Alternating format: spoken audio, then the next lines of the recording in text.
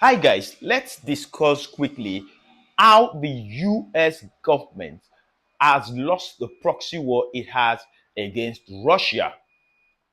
Of course, Ukraine and Russia have been killing, going head to head with one another now, sending missiles, taking territories.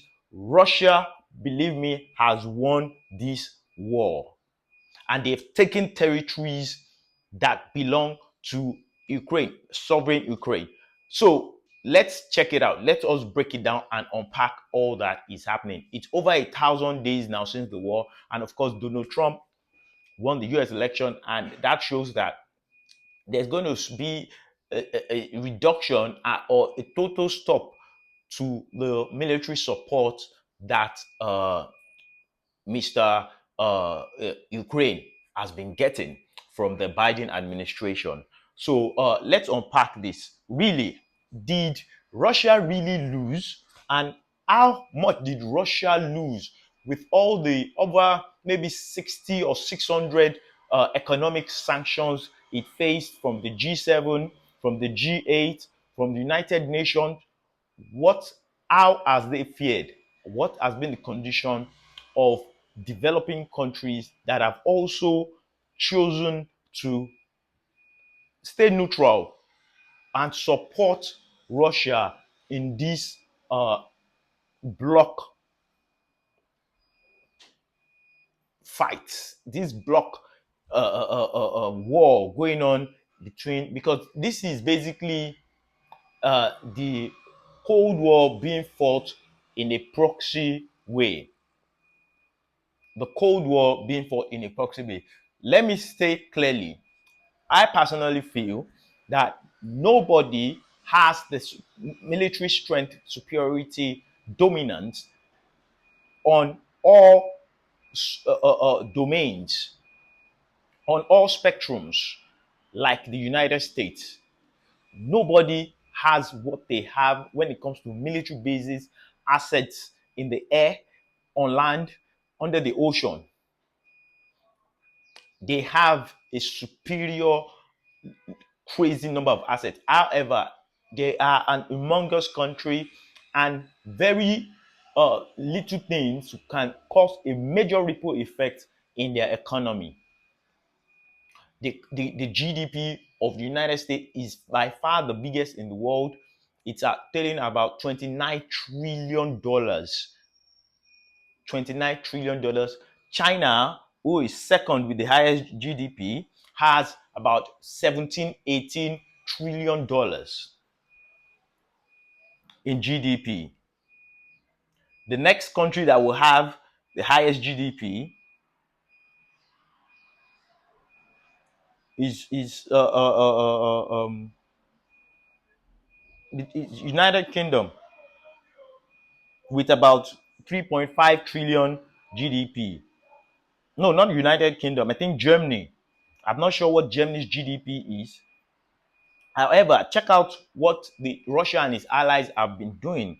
Even though they have smaller GDP, Russia has about 2 trillion GDP. Brazil 2.1 trillion. India 3.9 trillion. China about 18 trillion in their GDP.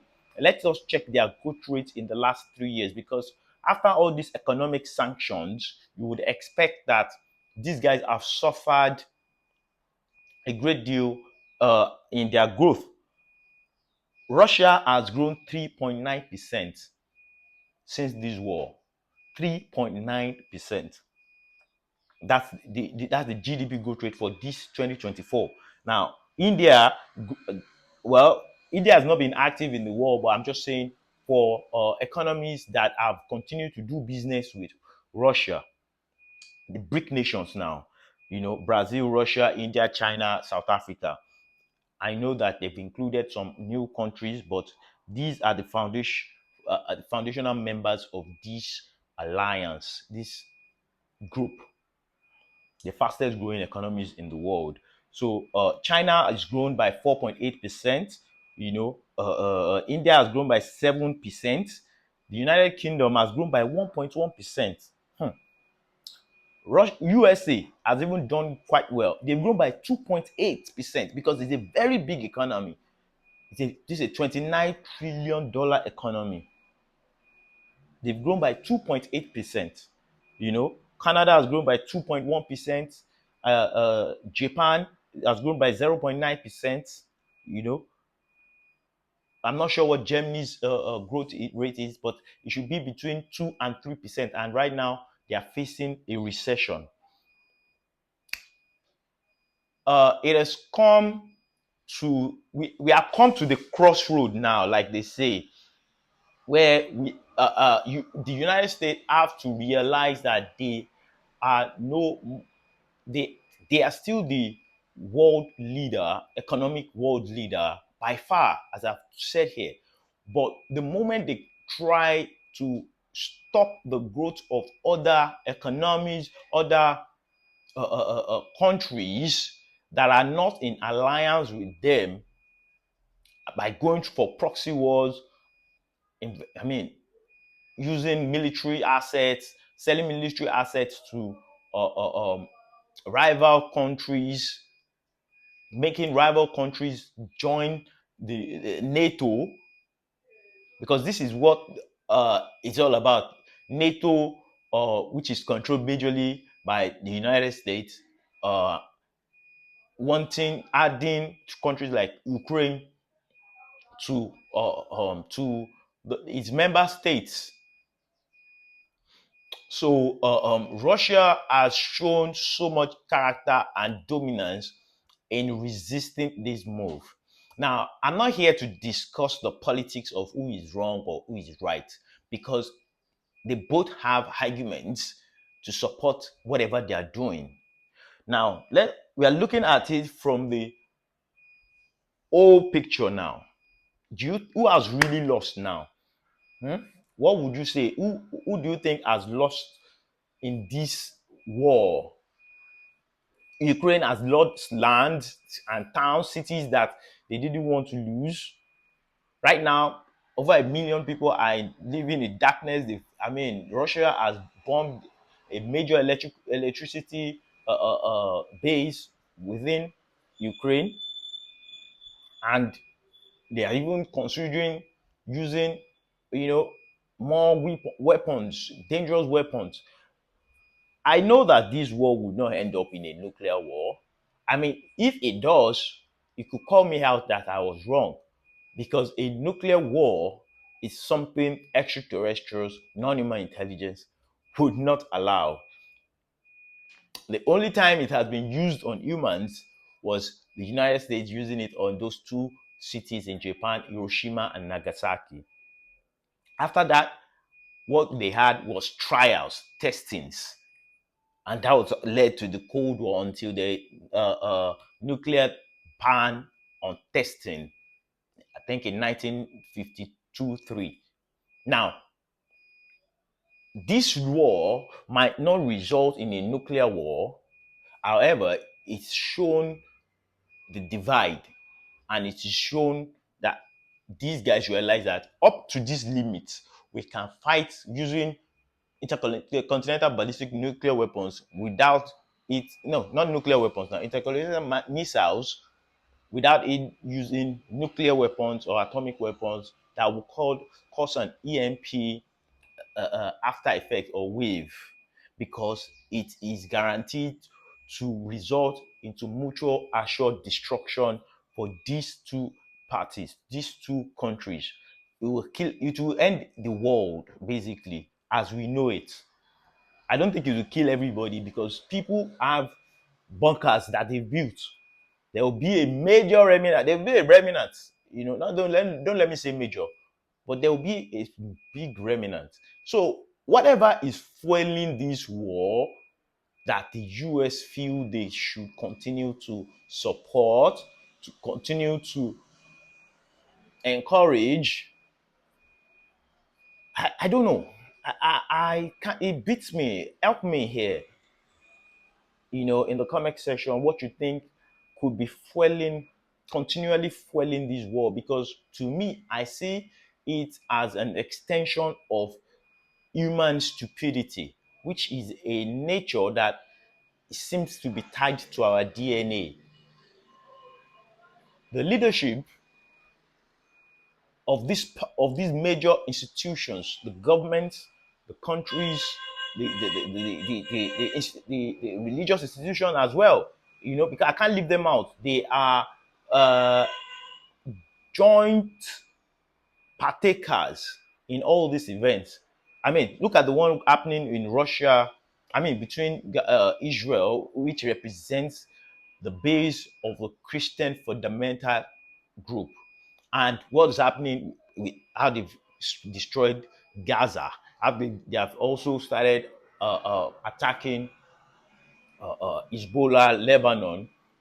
I know that Gaza and Hamas are at fault this time because of the first strike of attack, which seems like it was even encouraged by the Israeli government, or because the way they entered Israel to do those kidnappings and murders is strange, and the way they beat the security system is still strange till today. So these two proxy wars the US are fighting, Alpha, because they're not both going well. Netanyahu has been summoned by, I think, the United Nations, and been, queried internationally, severely, globally, about their methods, that their systems continuing to destroy assets, lives, livelihood, and cities, assets of, this other group. So really, when they say, and when I read that, when Danny Sheehan said that what the United States is doing is as a result of what the elitist group within the intelligence community are continuing to support, to have establish full spectrum military dominance over the planet. That has been their intention, and that is the intention. It reads here that in the 1992 US Defense Department policy planning guiding documents, that the US national security state apparatus, that's all the intelligence communities, all the military agencies, is involved and engaged in an aggressive affirmative program of attempting to establish full spectrum military dominance over the planet. That's in the air, on land, in the ocean. And this was acknowledged in 1992. Um, I hate to give it to you, and there's no way to say it. America will not continue to be might not continue to, is the greatest country in the world for now, but might not continue to be so if they continue causing these proxy wars, because this can actually lead to World War III. These are things that can lead to World War III. And I believe that all the UFO activities going on, I mean, it's increasing by the day.